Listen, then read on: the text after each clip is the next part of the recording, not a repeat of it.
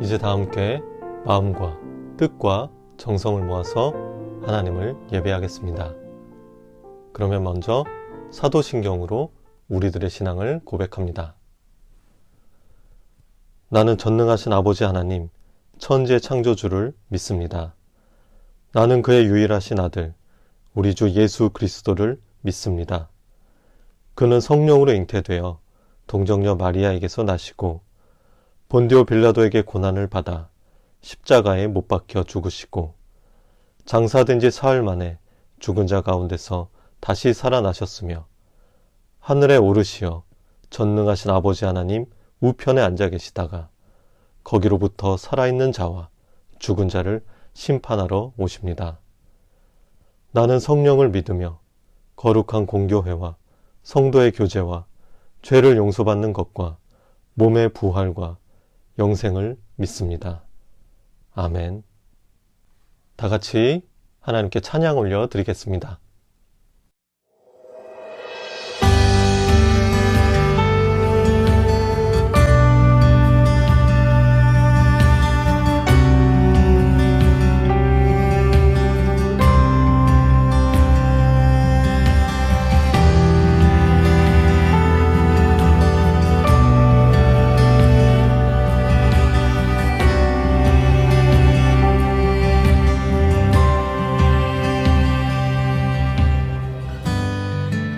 주님의 임재를 사모하네.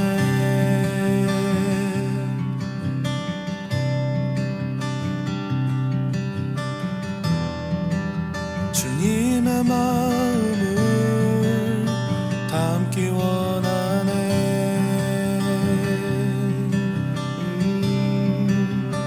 주님의 은혜를 사모하네. 주님의 은혜를 사모하네.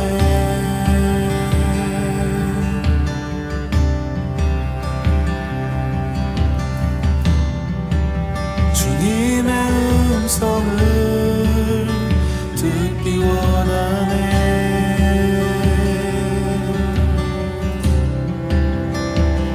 영원한 생명의 강물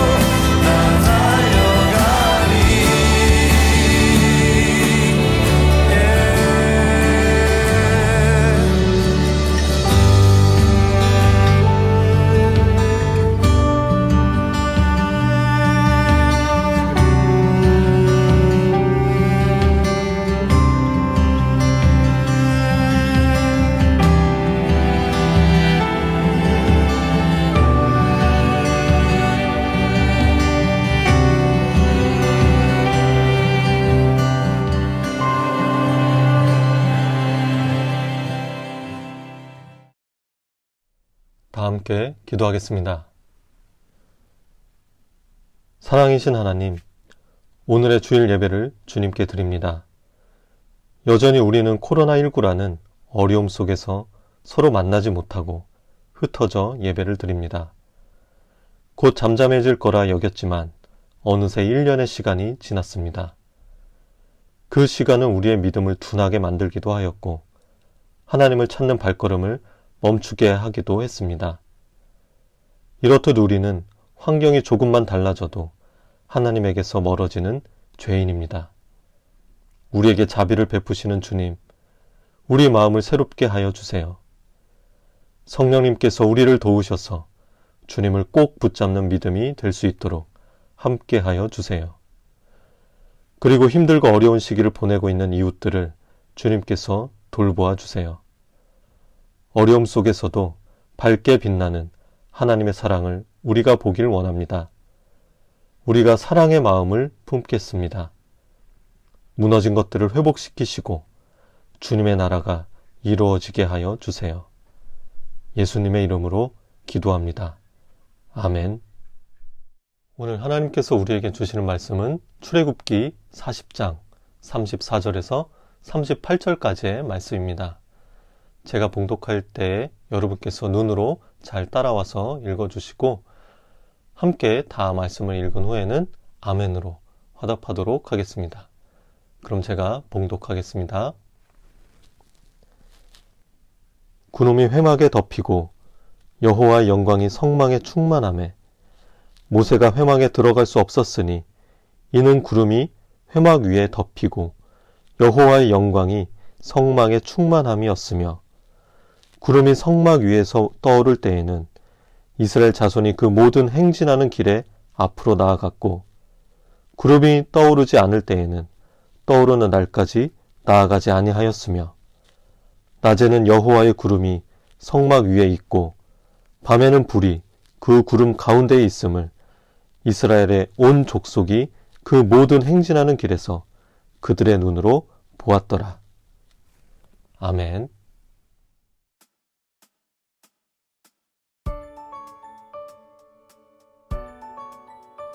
우리는 약 한 달 동안 출애굽기를 보고 있습니다.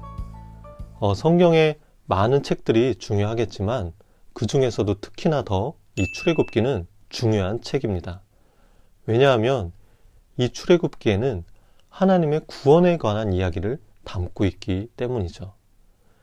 그러니까 하나님께서 어떻게 우리를 구원하시는지, 또 구원받은 그 이후에 하나님께서 또 우리를 어떻게 인도하시는지에 대한 그 과정, 그러한 모습들을 이 출애굽기에 담겨져 있기 때문입니다.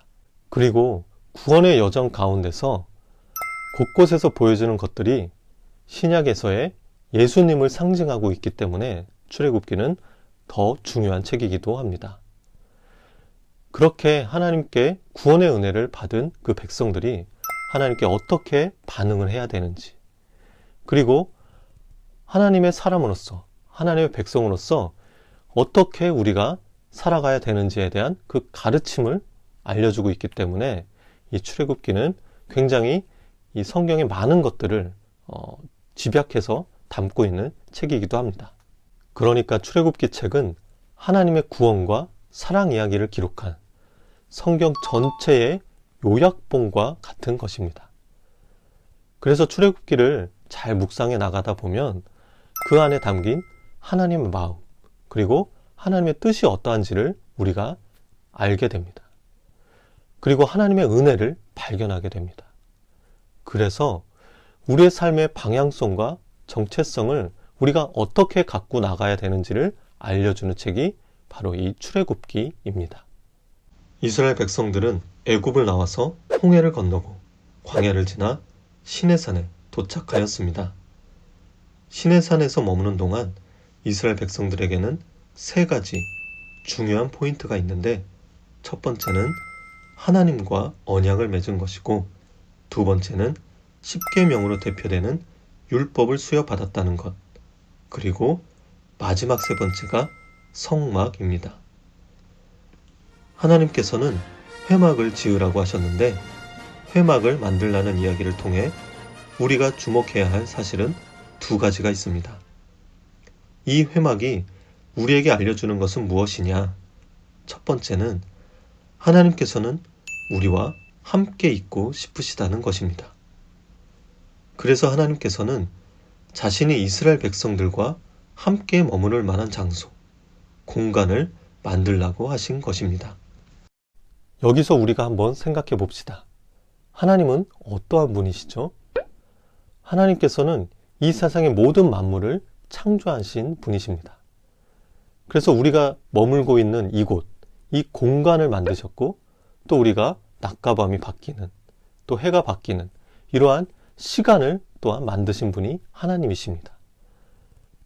그래서 이 시간과 공간의 주인이 되시는 분이 하나님이신데, 그렇기 때문에 하나님께서는 어느 곳에나 있을 수 있는 분이시고 또 어느 때나 있을 수 있는 분이신 것이죠. 즉, 시간과 공간을 초월해서 어느 한 시간과 어느 한 공간에 제한적으로 있으신 분이 아니라 이 모든 시공간을 초월해서 존재하시는 분이 바로 하나님이십니다. 회막은 이러한 하나님께서 특정한 한 시간과 공간에 자신의 임재를 드러내시기로 결정하셨다는 것입니다. 하나님께서는 자신의 백성들과 함께 하시고 싶으셔서 함께 한다는 것을 그들이 알 수 있도록 회막이라는 공간에 회막에서 가장 안쪽, 중심에 자리한 공간을 하나님 자신이 머무시는 곳으로 삼으셨습니다. 하나님은 우리 눈으로 볼 수 없는 분이신데 회막을 통해 구름 기둥과 불 기둥으로 모두가 하나님의 함께 하심을 보고 알 수 있게 하셨습니다. 어때요? 우리를 향한 하나님의 마음 느껴지시나요? 하나님의 함께 하심이 구약에서는 회막을 통해 우리에게 베풀어진 은혜라면, 그렇다면 신약에서는 어떠한 것이 하나님께서 우리와 함께 하신다는 것을 보여주는 것일까요? 바로 예수님입니다. 그래서 마태복음에는 예수님의 또 다른 이름이 나오는데 무엇이죠? 임마누엘입니다. 주님이 우리와 함께 하신다는 뜻이죠. 하나님께서는 우리를 구원하시기 위해서, 우리에게 생명 주시기 위한 그 사랑을 우리 가운데 보여주시기 위해서 예수님을 우리에게 보내셨습니다. 예수님께서는 하늘의 그 영광스러운 그 자리를 버려두고 이 낮은 곳으로 우리에게 찾아오셨습니다. 우리와 똑같이 생활하시며 우리의 기쁨과 또 아픔에 함께 공감하셨습니다. 하나님께서는 예수님을 통해서 우리와 함께 하신다는 그 사랑을 우리에게 친히 보여주셨습니다. 회막 이야기를 통해 우리가 주목해야 할 두 번째는 하나님께서는 우리에게 다양한 재능을 갖게 하셨다는 것입니다. 하나님의 나라와 영광을 위해서지요. 이스라엘 백성들은 각자 자신의 달란트대로 회막을 만드는 일을 도왔습니다.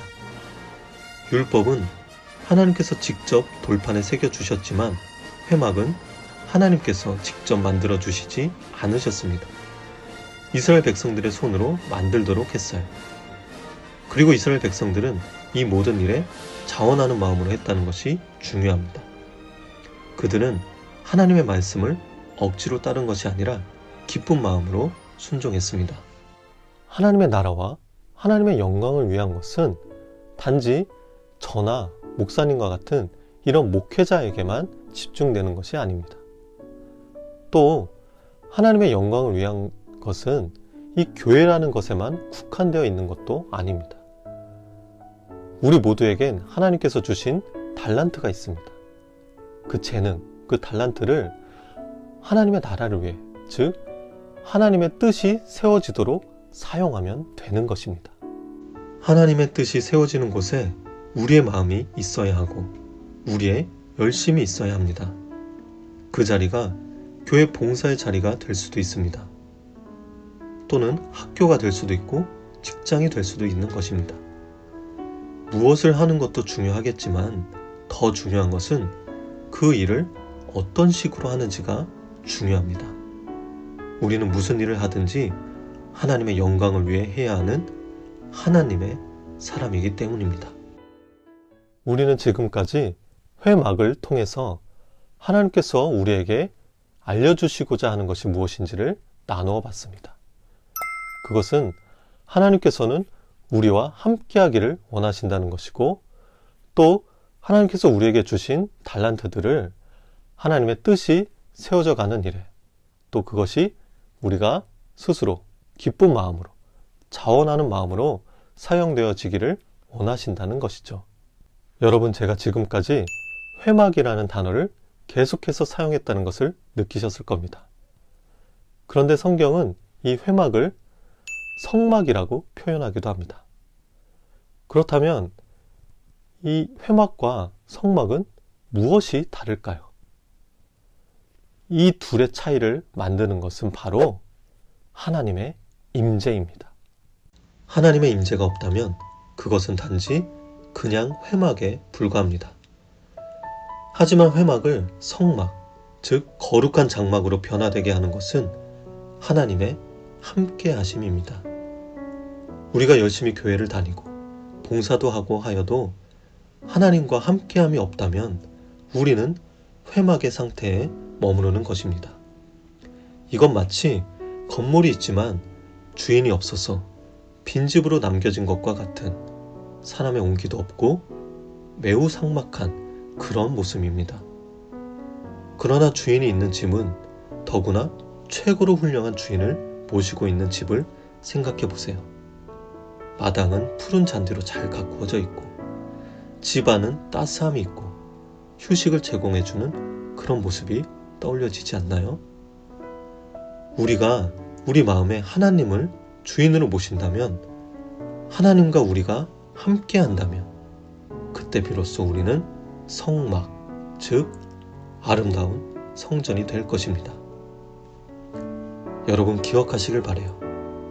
회막을 성막으로, 아름다운 성전으로 변화되게 하는 것은 우리의 지위, 명예, 돈 이런 것들이 아니라 바로 우리와 함께하길 간절히 바라시는 사랑의 하나님입니다.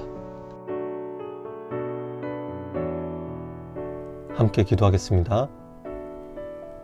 사랑이신 하나님, 우리는 하나님께서 얼마나 우리와 함께하길 원하시는지 잘 모릅니다. 그래서 우리는 마음의 중심에 다른 것들로 채워가기도 하고 하나님의 자리를 내어드리지 못하는 것 같습니다. 말씀을 통해 주님을 알아갈수록 주님과 더 가까워지길 원합니다. 하나님께서 우리에게 베풀어 주신 은혜로 하나님과 함께 하겠습니다. 우리의 삶을 인도하여 주세요. 예수님의 이름으로 기도합니다. 아멘. 예수님께서 가르쳐 주신 기도로 오늘의 예배를 마치겠습니다. 하늘에 계신 우리 아버지, 아버지의 이름을 거룩하게 하시며 아버지의 나라가 오게 하시며 아버지의 뜻이 하늘에서와 같이 땅에서도 이루어지게 하소서. 오늘 우리에게 일용할 양식을 주시고 우리가 우리에게 잘못한 사람을 용서하여 준 것 같이 우리 죄를 용서하여 주시고 우리를 시험에 빠지지 않게 하시고 악에서 구하소서. 나라와 권능과 영광이 영원히 아버지의 것입니다. 아멘. 예배를 마쳤습니다. 오늘도 영상을 통해 하나님을 예배한 여러분을 주님의 이름으로 축복합니다. 우리가 지난주에 오늘은 우리가 만나서 예배를 드릴 수 있지 않을까 그런 기대를 해봤는데 아쉽게도 우리가 조금 더 기다려야 될 것 같아요. 그래서 다음 주까지는 지금처럼 이렇게 영상으로 여러분과 예배를 드리게 되겠고요. 그 이후에는 정말로 우리가 만나서 예배 드릴 수 있기를 기대해 봅니다. 여러분 그때까지 꼭 예배 자리를 지켜주시고 하나님과의 만남을 항상 소중하게 여겨주시면서 기도하며 우리가 기다려 보도록 하겠습니다. 그럼 한 주도 여러분 주님 안에서 승리하시고 우리 다음 주에 만나도록 하겠습니다.